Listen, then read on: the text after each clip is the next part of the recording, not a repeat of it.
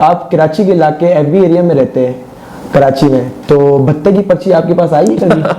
نہیں، میرے پاس مجھے الحمدللہ ایسی کسی سچویشن کا سامنا نہیں کرنا پڑا، لیکن یہ شہر اس کرائسس سے گزرا ہے اور لوگوں نے بہت سفر کیا. میرے اپنے، کیونکہ میں ڈاکٹر ہوں تو میرے اپنے بہت سارے کولیگز ایسے تھے جن کو اپنی کلینکس بند کرنی پڑ گئیں، جن کو اور بہت سارے مسئلے مسائل ہوئے. شاید انہی مسئلے مسائل کے خلاف ہی مصطفیٰ کمال بھائی نے اپنی آواز بلند کی، اور انہی سب مسائل سے نکالنے کے لیے ہم کراچی میں ہم سرگرم عمل ہیں اور لوگوں کے پاس جا رہے ہیں، اپنی بات پہنچا رہے ہیں. انشاءاللہ کراچی آدھے بہت سارے کرائسس سے نکل چکا ہے. آپ کے سامنے ہے کہ اس شہر میں جس وقت مصطفیٰ کمال بھائی نے سچ بولا، اس وقت سچ بولنے کی سب سے چھوٹی سزا موت تھی، لیکن مصطفیٰ بھائی نے بالکل کلیئرلی اس وقت سچ بولا. اس وقت ایم کے تمام یونٹ آفیسر، سیکٹر آفس سب فنکشنل تھے. ایون الطاف حسین صاحب کی تقریر بھی اس وقت ہو رہی تھی. یہ میں مارچ 2016 کی بات کر رہا ہوں، لیکن انہوں نے اپنی بات کی. تو ہم تو الحمدللہ ببانگ دھول اپنی بات کرتے ہیں اور ہم اس پر یقین کرتے ہیں کہ ایز لانگ ایز ہم سچ بول رہے ہیں تو مددگار اللہ رب العزت کی ذات ہے، کارساز اس کی ذات ہے، وہ مدد کرتا ہے اور وہ مدد کر رہا ہے. اور ہمارا وجود، ہم یہاں زندہ بیٹھے ہیں آپ سے گفتگو کریں، یہ اس چیز کی دلیل ہے، واضح دلیل ہے. ڈاکٹر صاحب، مصطفیٰ کمال صاحب کی، آپ کے جو چیئرمین ہیں، ان کی دو باتیں ہمیں بتائیں تاکہ ہمارے ناظرین کو بھی پتہ چلے کہ مصطفیٰ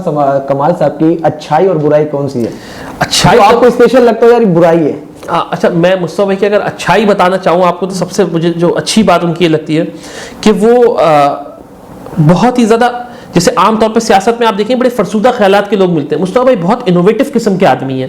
وہ نئے لوگوں کو بہت موقع دیتے ہیں، پرانے لوگوں کو اسپیس دیتے ہیں، ٹرسٹ کرتے ہیں. مصطفیٰ بھائی لوگوں کو گروم کرتے ہیں اسپیس. تو میں سمجھتا ہوں کہ ایز اے لیڈر جو ایک بیسک کوالٹی ہے نا، وہ مصطفیٰ بھائی کے اندر ہے. وہ سامنے والے کو اسپیس دیتے ہیں، سامنے والے کے اوپر ٹرسٹ کرتے ہیں، سامنے والے کو بہت ونڈو دیتے ہیں کام کرنے کے لیے. اور اگر آپ کوئی بری بات مجھ سے پوچھیں گے تو بری بات تو بتانا انٹرویو کے بعد کال آ جائے. نہیں، ہماری پارٹی میں بڑی جمہوریت ہے، لوگ اپنی رائے رکھتے ہیں. لیکن میں نے ٹو مائی نالج میں نے کوئی ایسی بری چیز ان میں، ایسا نہیں کہ میں جسٹ بیکاز کہ میرے سامنے کیمرہ تو میں نہیں بول رہا، جو میں نے ان کے اندر دیکھی ہوں وہ اکثر لوگ یہ ضرور ان کے بارے میں رائے رکھنے کی کوشش کرتے ہیں کہ بھائی مصطفیٰ کمال بھائی کو غصہ جلدی آ جاتا ہے. یہ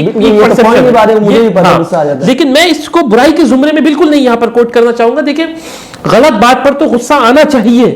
پریشانی کی بات تو یہ ہے کہ کسی شخص کو غلط بات پر بھی غصہ نہیں آ رہا ہے، اس کا مطلب کہیں نہ کہیں وہ اس غلط بات کا حامی ہے، اس غلط بات کا حمایتی ہے. تو میں سمجھتا ہوں کہ ہمیں غلط بات پر غصہ آنا چاہیے. اور جن لوگوں کو، کیونکہ مارکیٹ میں بڑے پرسیپشن ہے مصطفیٰ کمال بھائی کو غصہ آتا ہے، اس کو میں سمجھتا ہوں اس والی بات کو بھی ان کی کوالٹی میں ان کو لینا چاہیے کہ غلط بات پر اس شخص کو غصہ آتا ہے اور آنا چاہیے.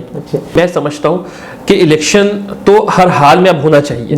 دیکھیں، یہ شہر کی ضرورت ہے کہ کچھ نہ کچھ اس شہر کے لوگوں کی مسائل کا اب سد باب کیا جائے. یہ شہر اس سے زیادہ اور کیا پیچھے جائے گا؟ لوگوں کے گھروں میں پینے کا پانی آ نہیں رہا، سیوریج کا نظام لوگوں کا فنکشنل جا نہیں رہا، ہسپتالوں میں دوائیں نہیں مل رہی، اسکولوں میں تعلیم نہیں مل رہی، سڑک پہ چلنے کی کوئی لوگوں کے پاس جگہ نہیں ہے. دن بدن بتدریج یہ شہر سمت معکوس کا سفر طے کر رہا ہے.